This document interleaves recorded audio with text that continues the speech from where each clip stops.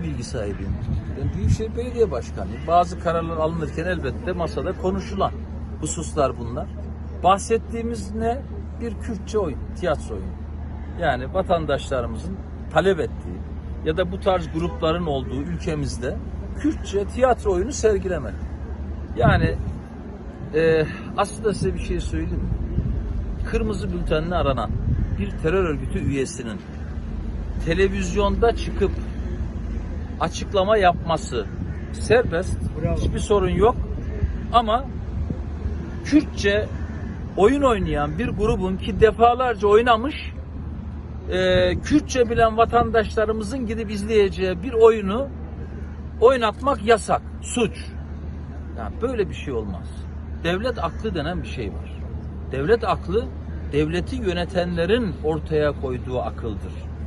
Yani o yönetenlerin ortaya koyduğu akıl, sudan ucuz bahaneler, geçersiz, mesnetsiz bahaneler üretemez.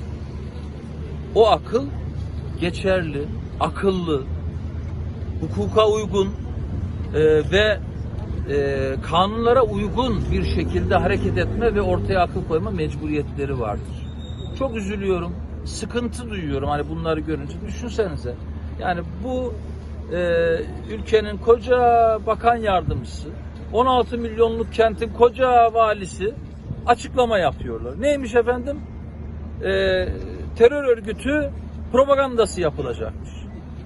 Ya bu arkadaşlar bu oyunu 20-30 kez oynadılar. Yani Türkiye'nin, İstanbul'un muhtelif noktalarında 20-30 kez oynadılar. Neredeydiniz? Bugüne kadar neredeydiniz yani? Bu eğer bir terör suçu varsa, terör örgütü suçu varsa bu işe müdahale edecek olan sizsiniz. Kolluk gücü, idari görevliler sizin elinizde. Yani şimdi akıl mı okuyorsunuz?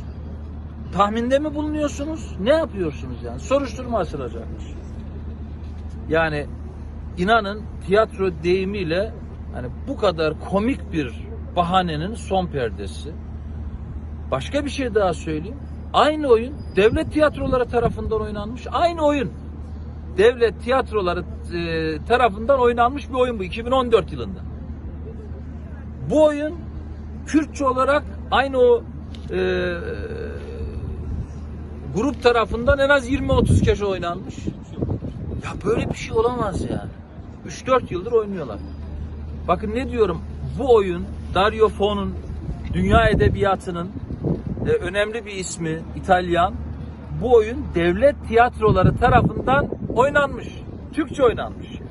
Şimdi Kürtçe oynanacak. Ne farkı var? Yani o bakımdan çok yanlış bir iş, çok kötü bir tarif yapılmış, yargıya gidecek bir şey. Gitsin. Yargıda göreceğiz bakalım ne olacak yani. Sayın Başkan, peki bu karardan sonra İBB programlarında bünyesinde Kürtçe tiyatro vesaire kültürel aktiviteler olacak mı? İBB 16 milyon insanın belediye başkanıdır.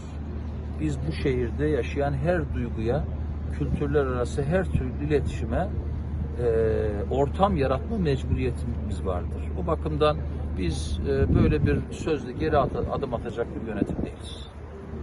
Evet, teşekkür ederiz.